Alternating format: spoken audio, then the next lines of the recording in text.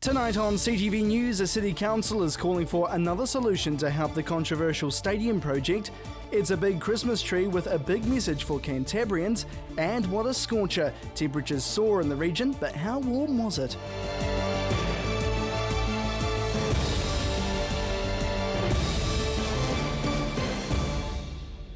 Kia ora, good evening, and just before I start the news tonight, I'm still a little bit under the weather, so bear with me. Well, first up, a Christchurch City Council is tackling the Canterbury Rugby Football Union over its plan to survey residents about the controversial stadium rebuild. Emma J. McLennan explains. Debate over Christchurch's new sports stadium has flared up again today.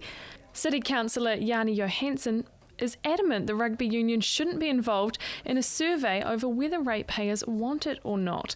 The $500,000 project to replace quake-damaged Lancaster Park has polarised ratepayers in the past 5 years, with many saying community facilities should take priority. The new stadium will cost ratepayers $250 million, and the rest will be made up by the government as part of its contribution to the rebuild. It's interesting that the rugby union aren't really paying for the new stadium, and yet they're going out to consult on what people want. This council, this city has actually, in my view, spent a huge amount of money for rugby in the past. We're still paying off the redeveloped old AMI stadium. Canterbury Rugby CEO Hamish Riak refused to be interviewed by CTV today. He wants to wait till the survey results come out early next year. However, Councillor Johansson is confident the findings from the survey will back up what he is already hearing from the community. There are other projects, such as community facilities, which need to take priority. As a city councillor, the feedback that I've had consistently from the community through submissions to council's budget is that don't fix the stadium straight away. You've got the temporary stadium, it's working well. It was great that it got up and running so quickly, and make the most out of that temporary stadium. You've spent a lot of money on it. We've put in a bit more money as a council just to extend its life. And people really say fix the local things first, fix the local facilities, fix the broken infrastructure in the suburbs before you spend all this money on a brand new stadium. The stadium rebuild was originally to go ahead in 2017, but the timeline has been extended 4 years. More doubt has been shed on the ambitious Central City plan, including anger projects, since a Treasury report called unachievable on Monday. Councillor Johansson also questioned whether we need to be building a large stadium to go in competition with other cities around New Zealand. We often hear this, that you've got to have a bigger stadium than Dunedin so you can get the big matches and the big things in the city.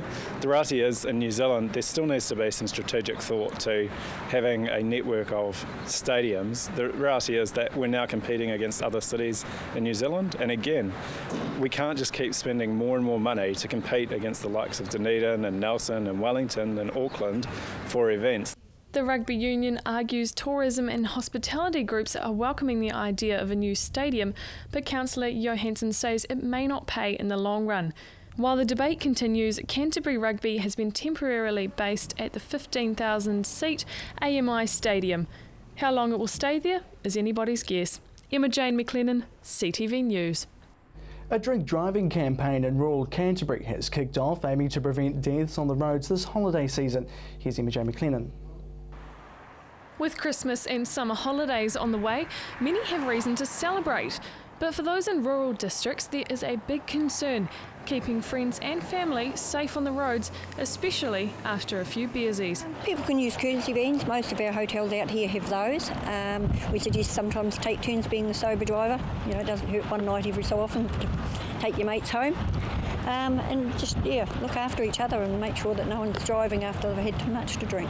The Selwyn District Council is one of 4 rural councils which kicked off their anti-drink driving campaigns yesterday, working closely with police and aiming to bring the road toll down to 0 this summer. Well, this campaign is all about keeping people safe through the Christmas New Year period, and us supporting the council in their endeavours to make Selwyn roads safe and for Selwyn people to be safe on the roads.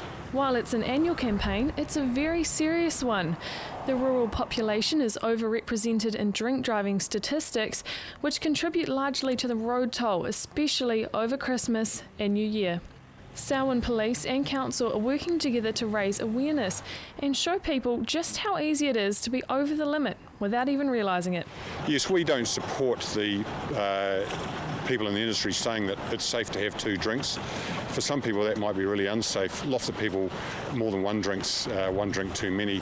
So our message is either drink or drive, one or the other, don't do both. It's been a bad year for the rural districts for road deaths, which has contributed largely to a toll of 42 plus in Canterbury this year.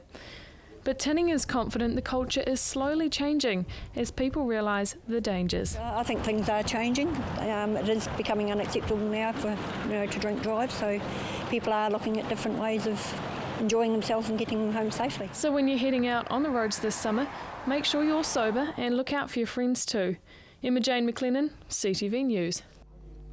As people start to splash out in the lead up to Christmas, pleas are being made to think of the less fortunate. The Transitional Cathedral's hoping Canterburyans will open their hearts and wallets for children in need by dropping presents under its giant Christmas tree. Jake Price reports. According to FPOS operators Paymark, Canterburyans spent over $600 million worth of electronic transactions in December last year. Newly appointed Christchurch Cathedral Dean Lawrence Kimberley wants people to spend a little of this on others. So the importance really is remembering to give and to share, because God gives to us and shares his life and his wonderful gifts with us. The natural thing to do is to pass those gifts on. The new 22-foot tree contains more than 1,400 LED lights, but is artificial, as a real tree would pose a fire risk. Though the pile already looks healthy, thousands more donated gifts are expected, which will be distributed by the City Mission. We give gifts to families who can't afford to celebrate Christmas the way the rest of us do. And so there are lots of different agencies in Christchurch who need to have assistance providing gifts for their client base as well. Michael says this time of year is hard on those parents who can't afford much at Christmas time. I think it's a great relief for the parents because it takes away an extra financial burden for them. You know, we all want to do the best we can for our children, but we don't want people to get into debt. The church is accepting gifts suitable for those aged 0 to 18, as well as non-perishable food items right up to Christmas Day. Jack Price, CTV News. Well, still to come here on CTV News, Bridget's here with the latest in your neighbourhood.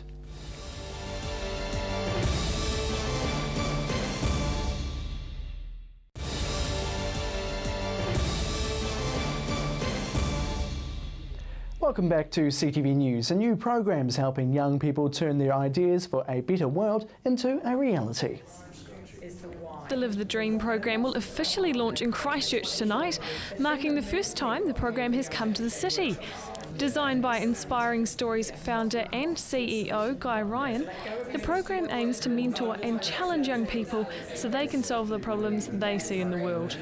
Where are some of the gaps and needs and opportunities? And then based on some of those insights, have they got an idea for a venture to help solve that particular problem? And is there a business model that you could wrap around that? So, you know, thinking about a viable enterprise model to develop a product or service that can generate revenue that can be then focused on delivering the impact that they want to see in the world. So, Inspiring Stories was created in 2011 as a trust to help young people step up and fulfil their potential.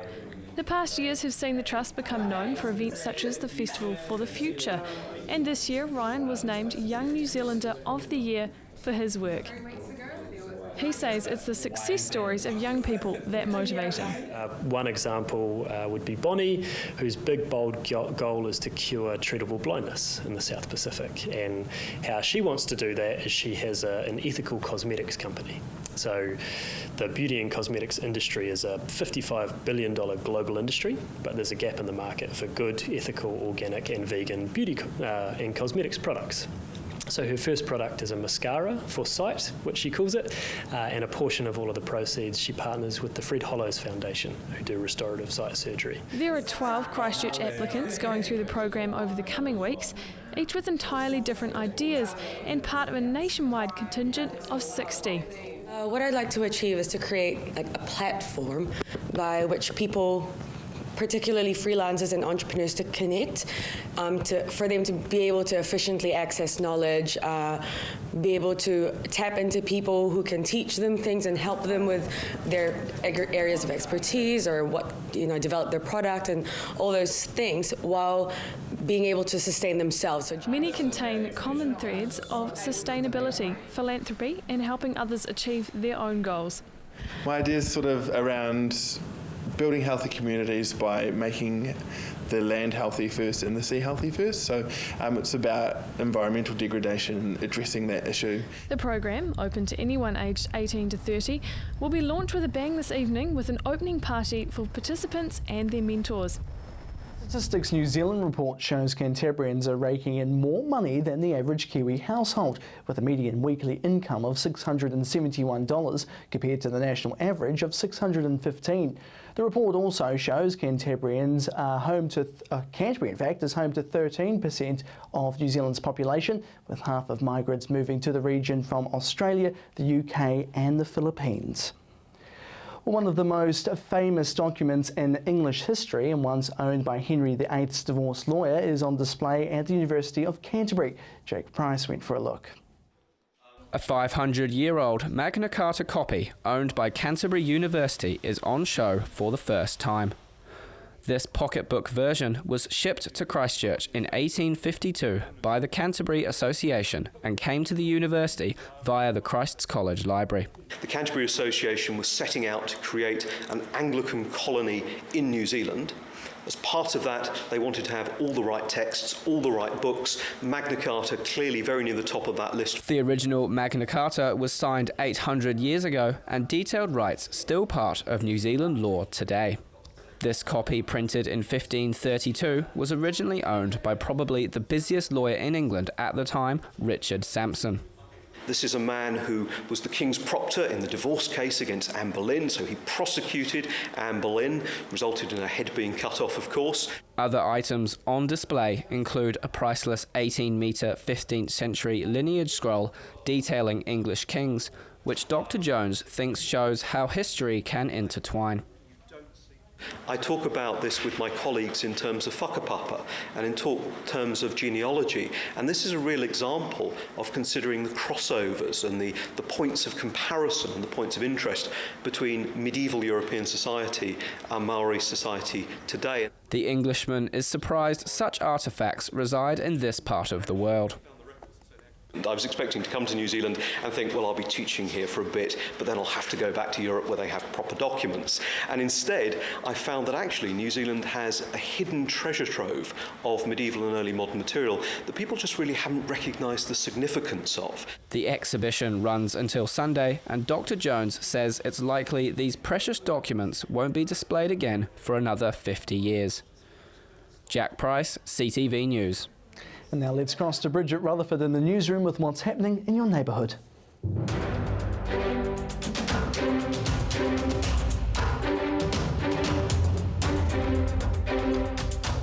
Thanks for that. The Ministry of Education is investigating after primary school principals raised safety concerns about their pupils busing to technology classes.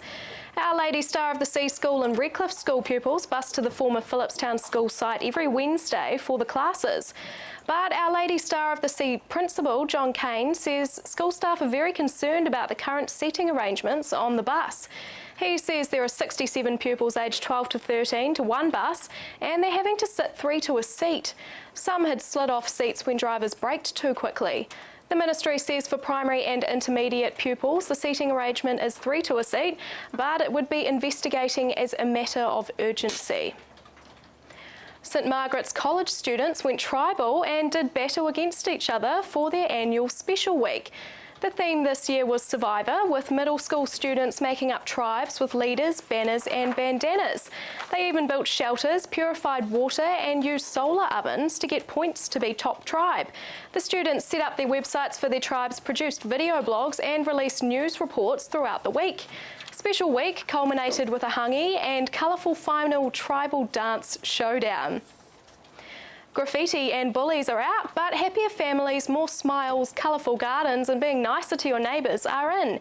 Marihau primary school pupils recently started a photography project, taking pictures of what they want to see more of in their community and what they want to see less of. The photography is part of the Marihau Neighbourhood Project. 13 poster-sized photos are on display at the Shirley Library for 2 months. About 140 photos were taken under the guidance of photography and documentary maker Kim Boyce Campbell. Kaituna River has been named the most improved river in Canterbury. The river, which is on the way to Birdlings Flat, was awarded the Morgan Foundation Award after testing showed dissolved inorganic nitrogen had declined steadily.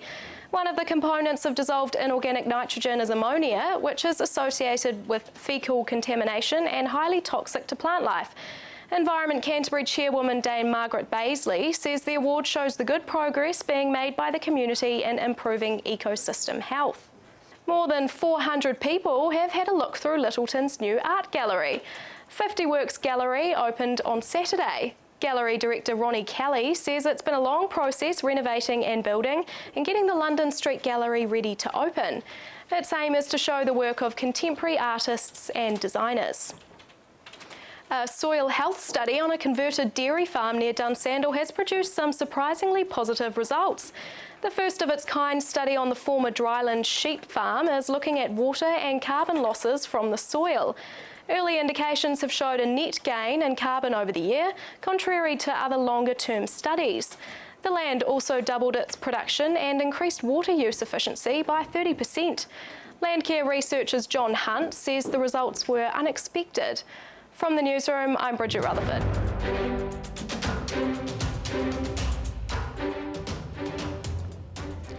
Thanks for that, Bridget. Well, still to come, Gordon's here with the midweek sports news. And how warm was it out there today? Mercy will have all the details after the break.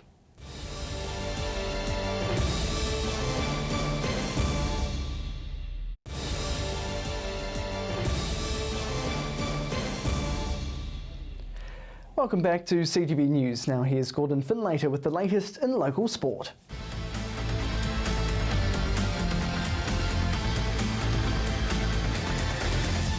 Warriors and Kiwis superstar Shaun Johnson was in town today, treating kids at West Spraydon School to a coaching seminar. The kids also had a chance to ask their idol plenty of questions about his career while he was growing the future of the game. It's just pretty much growing the sport of league, really. That's all I'm trying to do. So if I can come down, hang out with a few kids and convert a couple at the same time, yeah, it's a pretty good day. So pretty much chose this school because a little nephew goes here as well. So yeah, it's cool to catch up with him and obviously hang out with some kids. And the interaction with our country's youngest fans is something Johnson loves. You know, I was a real sporty kid growing up, and I would have loved nothing more than to have a person that was on the tally to come throw around a ball with me just at school, you know, casually. So to be able to do that with these kids, it's pretty special. So what advice would our country's top league player give to youngsters aspiring to emulate his achievements? It's pretty hard at this stage because, you know, like every kid has different dreams of what they want to do. Sporting, playing All Blacks, Warriors, Kiwis, netball, Ferns, or even being a firefighter or a policeman, you know, it's all so different. But my dream was to play for the Warriors, and that's what my dream was when I was these guys' age. So yeah, just don't give up on your dreams. Pretty simple one, you know, but I think I'm proof that it can happen, you know, dreams do come true. 2015 has been a tough year for the 25-year-old who has just got back onto the paddock after sustaining a season-ending ankle break in July, resigned to watching his side from home. Pretty depressing having to watch and that, so yeah, certainly just appreciate, I guess, what we're able to do, and probably made me love the sport even more, really. Yeah. And while Johnson looked good on the field today, his first chance to put his talents back on full display could come at February's Auckland Nines, a tournament he relishes. It's an impressive weekend, and I think, you know, players are really starting to click on that it's something they want to be a part of. You know, you don't really want to miss out on it. So again, this year you're going to see more names playing in it. I guess the level of the comp will go up. And yeah, us being the home team, it's always special. It's always special to be a part of it and hear that Eden Park crowd, you know, go off when you run out. And here's hoping 2016 will be a good one for Johnson and the Warriors. Or just finally tonight, Timaru will be the scene for some of the country's top young athletes this weekend. From Friday, the New Zealand Secondary School Track and Field Champs will be held at Aorangi Park, while the Road Race Championships will take place at Caroline Bay. A large contingent of Cantabs will be looking to use some home advantage at the Champs, which were last held in Timaru back in 2009. Well, you're up to date with the latest in local sport. I'm Gordon Findlater for CTV Sport.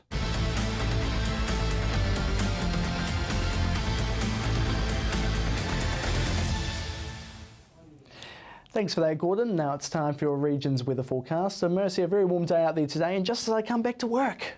Thanks, Jared. Yes, always the way, but still lovely to have that really hot weather out there. Some places even climbed to the early 30s today. Timaru, you actually had 30 degrees, so one less than predicted, but boy, was it warm. Central Canterbury, Christchurch, you took out the top temperature today on 33 degrees. Following that was Akaroa was on 31. Ashburton on 31 as well. Heading further north now, it was a little bit cooler for you guys. Still very warm, but a little bit cooler than predicted. So it was actually 25 for you, Kaikoura, and 26 for Hamner Springs. A little bit cloudy here with the odd spot of rain as well. Over to the mountain ranges, Arthur's Pass actually took out 17 today. Looking ahead for tomorrow, another hot one with sunny skies. However, we are seeing a weak southerly change in the evening. 27 is your expected high though, Timaru, and 13 overnight. Ashburton could be a few strong northwesterly winds coming your way. 28 degrees for your high there, so again, another really humid day. Christchurch, being prepared for that 27 degrees. Northwesterly winds throughout the day and sunny skies, but again, a southwesterly change in the evening could be bringing a few spots of rain. Sunny for you, Kaikoura, and 26 is your high. The rest of the Canterbury region can also expect those northwesterly winds. South Canterbury, your highs 28 for Temuka and Geraldine on 26. Central Canterbury, sunny here as well, 27 for Darfield and Methven. Watch those strong winds though for you guys. 26 for Leeson and Akaroa, and we are also seeing those northerly winds for you. Heading further north, 28 there for Hamner Springs, Culverden and Amberley. 27 for Cheviot and Rangiora, and again northwesterlies could be turning southerly in the afternoon and evening, bring a few showers with them. Looking ahead for the upcoming days, we are seeing on Friday a beautiful, hot, dry, settled day. 22 is the high there for Ashburton and 21 for Christchurch. Flipping over to Saturday, looking great for that South Island Wine and Food Festival. Christchurch taking out 22 degrees with blustery northwesterlies. Checking out the rest of the Canterbury region for the upcoming days. Friday is looking dry across the board, so a lovely, fine, settled day. A few afternoon sea breezes coming in later on. However, Arthur's Pass, unfortunately, a bit of rain for you. Looking ahead for Saturday, at the beginning of the weekend looking really good. Northwesterly winds could be quite strong for some places, and we are seeing a bit of a southerly change in the evening on Saturday. Could we bring a few showers with it? Hopefully we're all asleep for those though. So over the next few days you can expect that hot weather to continue, looking really lovely. We're just expecting that southerly change on Thursday and Saturday evening though. That's your update for Wednesday. Back to you, Jared, and great to have you back.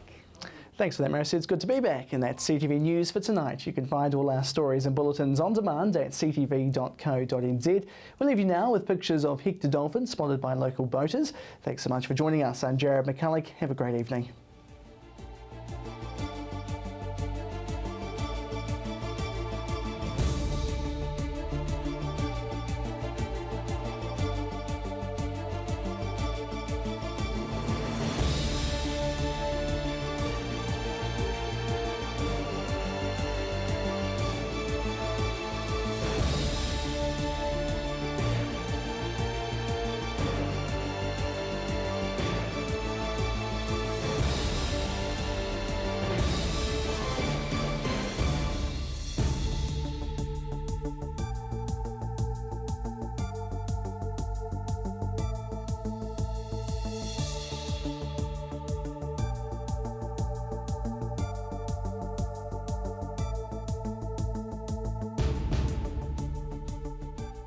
Supporting local content so you can see more of New Zealand on air.